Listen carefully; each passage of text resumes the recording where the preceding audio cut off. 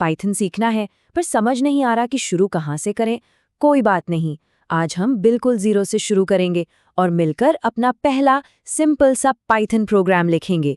चलिए हर ज़रूरी कॉन्सेप्ट को एकदम आसान भाषा में समझते हैं।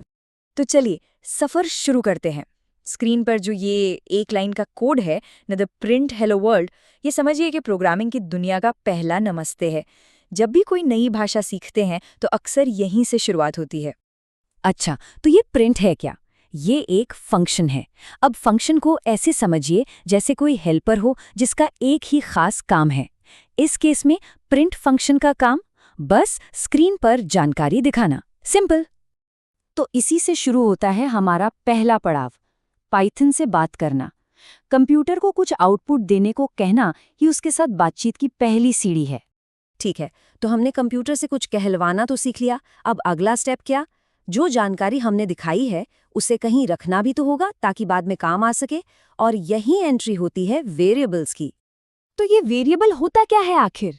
अरे, इसे बस एक डब्बे जैसा समझिए, एक ऐसा कंटेनर जिसमें हम अपना डेटा या कोई वैल्यू डालकर रख सकते हैं। उस पे एक लेबल लगा दिया और जब जरूरत पड़ी इस्तेमाल कर लिया। लेकिन रुकिए, इन डब्बों का नाम रखने के कुछ कायदे कानून हैं। ऐसा नहीं कि कुछ भी नाम रख दिया।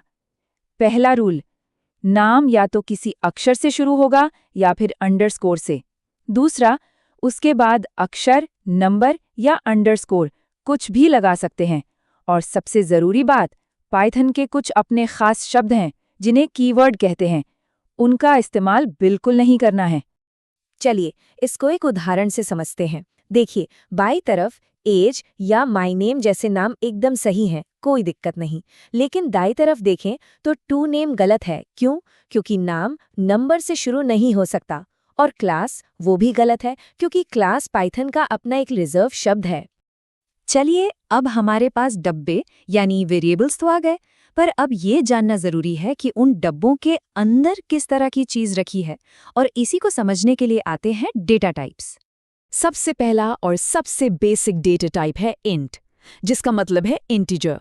सीधी भाषा में कहें तो ये वो नंबर हैं जिनमें कोई पॉइंट या दशमलव नहीं होता, जैसे 10, -5, 0, ये सब इंट हैं। ये देखिए, बिल्कुल साफ उदाहरण। हमने एक वेरिएबल x बनाया और उसमें 10 डाल दिया, और जब पाइथन से पूछा कि भैया x क्या है, तो उसने टाइप फंक्शन से बता दिया कि ये इंट है। अब अगला है फ्लोट। ये भी नंबर ही हैं, पर वो वाले जिनमें दशमलव यानी डेसिमल पॉइंट होता है। तो जब भी कोई नंबर ऐसा दिखे जैसे 3.14 या -0.5, समझ जाइए कि वो एक फ्लोट है। बिल्कुल वैसे ही जैसे इस स्लाइड में वेरिएबल पाई की वैल्यू है 3.14, और पाइथन ने भी इसे सही पहचाना, ये एक फ्लोट है। नंबर्स के बाद अब बारी आती है टेक्स्ट की। इसके लिए हमारे पास है स्ट्र यानी स्ट्रिंग्स। ये कुछ भी हो सकता है, कोई शब्द, कोई वाक्य, बस उसे कोट्स के अंदर लिखना होता है। जैसे यहाँ नेम वेरिएबल में टेक्स्ट श्रद्धा स्टोर किया गया है, इसलिए इसका डेटा टाइप क्या हुआ? बिल्कुल सही, str। है ना आसान? अब एक मज़ेदार चीज़, कभी कभी हमें एक डेटा टाइप को दूसरे में बदलने की ज़रूरत पड़ती है। इसी को कहते हैं टाइप कास्टिंग। मतलब हम जानबूझकर एक वेरिएबल को एक टाइप से दूसरे में बदल रहे हैं, जैसे किसी नंबर वाले टेक्स्ट को असली नंबर बनाना। ये बहुत काम की चीज़ है और हम अपने पहले प्रोग्राम में इसका इस्तेमाल भी करेंगे। तो अब हमारे पास डेटा भी है और हम उसका टाइप भी जानते हैं, पर इसके साथ कुछ करेंगे कैसे?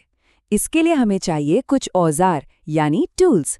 तो चलिए देखते हैं पाइथन का ऑपरेटर टूल किट। इस टेबल पर एक नज़र डालते हैं। हमारे पास गणित के लिए अरिथमेटिक ऑपरेटर्स हैं, जैसे प्लस, माइनस, गुणा। फिर दो चीज़ों की तुलना करने के लिए रिलेशनल ऑपरेटर्स हैं।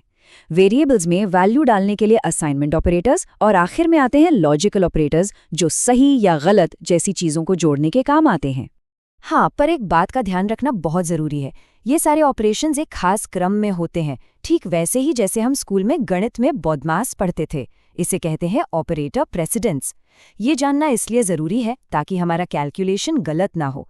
जैसा कि दिख रहा है, सबसे पहले ब्रैकेट यानी पैरेंथेसिस सॉल्व होते हैं, फिर पावर यानी एक्सपोनेंट, और फिर बाकी सब। और अब वो पल आ गया है जिसका हम सब इंतजार कर रहे थे। हमने जो कुछ भी अब तक सीखा है, उन सब टुकड़ों को जोड़कर कुछ नया बनाने का समय है। चलिए लिखते हैं अपना पहला प्रोग्राम। हमारा मिशन बहुत सीधा सा है। एक ऐसा प्रोग्राम लिखना है जो 2 नंबर ले और उनका एवरेज यानी औसत निकालकर हमें बता दे। चलिए इसे एक एक करके बनाते हैं।